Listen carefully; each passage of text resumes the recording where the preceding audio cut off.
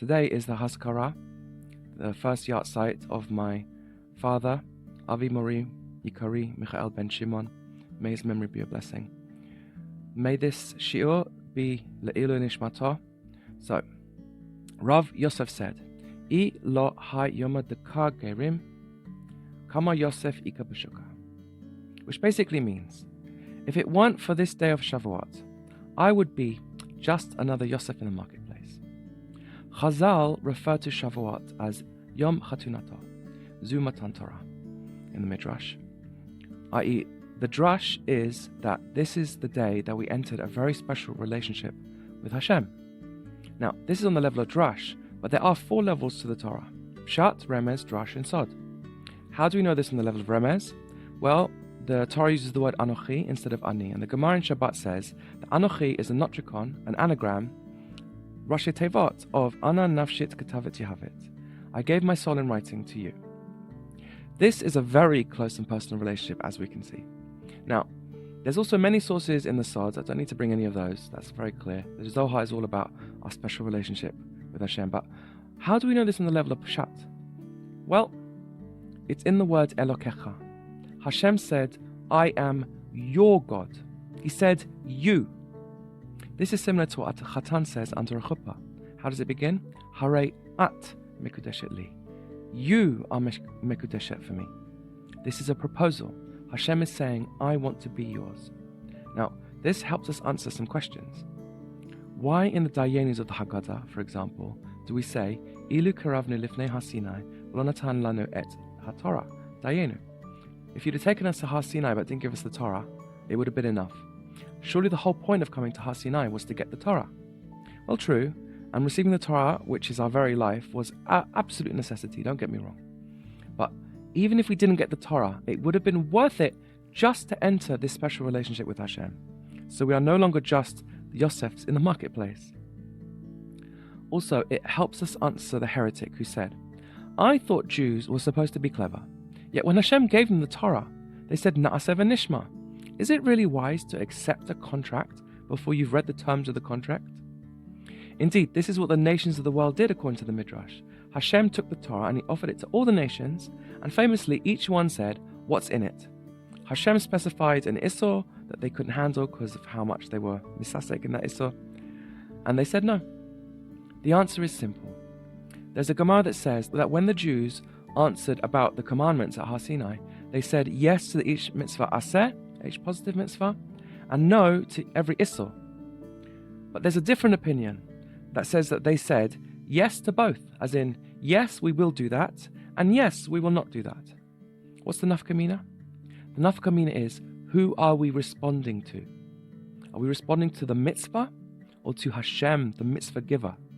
The skeptic and the nations of the world heard mitzvah, and that's why they blew it. The very moment they said what's in it, they already blew it. It didn't matter if they were going to say yes after that.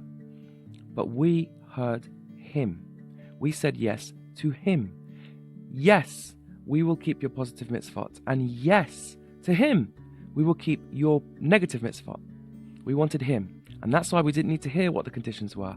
As soon as he offered us a chance to be his, we said yes, regardless of whatever the conditions were. And indeed, this is to our great credit. We heard Hashem propose a personal relationship, and we said yes. What's the difference what the relationship will require? Yes, we want to be yours. What will it take to be yours? Whatever. If that's what it takes to be yours, then that's what I want. However, since then, there has been a problem. A couple of weeks ago, right after Behar, Hashem said something very haunting. He said that if you walk with me with Keri, i.e. meaninglessness, or as my friend likes to translate it as whatever, and I know I just said that, so that's key, I will walk with you with meaninglessness. What's this about? This is what I think it means.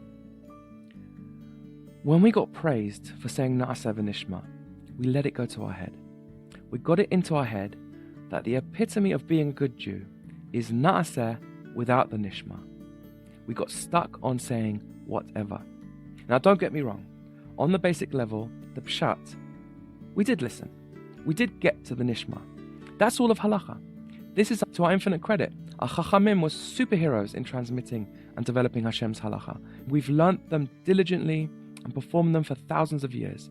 The Jewish people are a miraculous nation. I am not talking about what. I'm talking about why.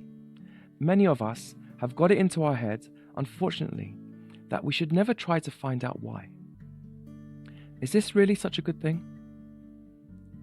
Let me give a mashal. A wife asks her husband to bring her 13 flowers every Friday for Shabbat. Should he ask why or not? Well, if he asks why, that's rude. It's like he's saying, you better have a good reason, otherwise what's the point?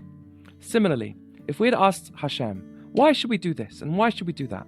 Then we would have been even worse than the nations, who only ask what. We would be implying to Hashem that unless it makes sense to us, then we wouldn't see any reason to do it.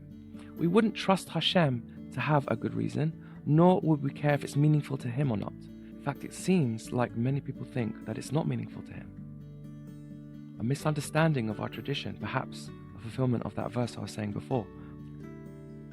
If we don't care if it's meaningful to him or not, then we are dafka making about us, and some people even openly say that. It's all about us.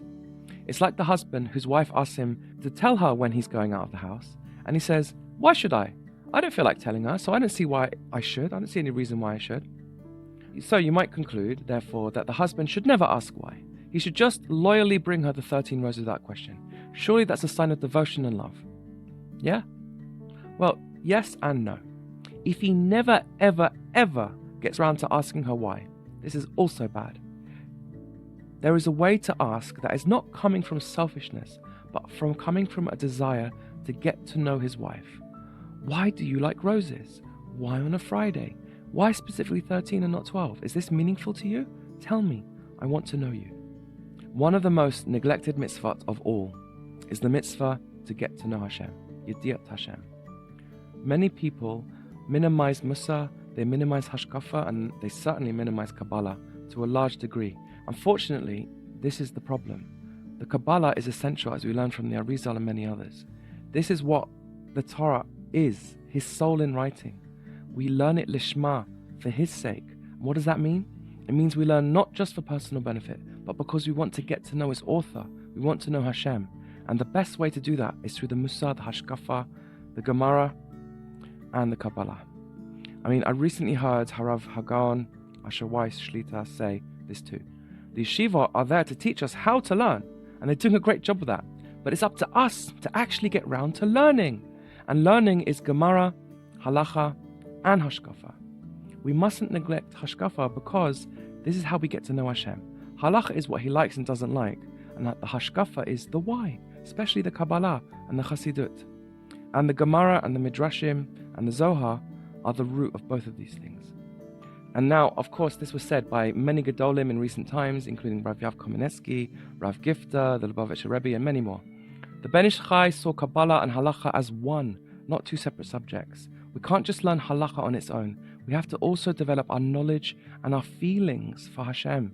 We're in a relationship with him, a personal, special relationship. This, I think, is why he held a mountain over our head. Don't just say, all excited and inspired, yes, whatever you want. This is essential to him, to know him. That's his purpose in creation.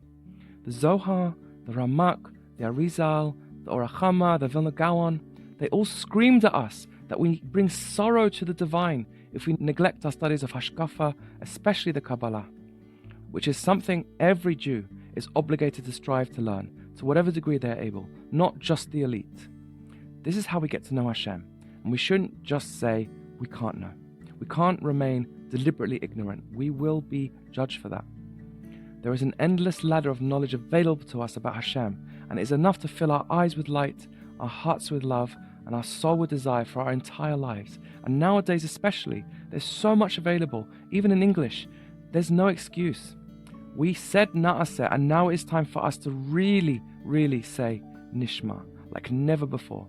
We hasten the Mashiach, and we bring laughter in heaven when we learn in order to get to know Hashem. And as we know, the last Beit HaMikdash was destroyed simply because we stopped doing that. We stopped saying Baruch Atah when we learn Torah. We stopped making it about you, Hashem. This Shavuot, let's correct that, and Hashem will speedily rebuild Yerushalayim. B'mriya b'ameinu. Chag Sameach.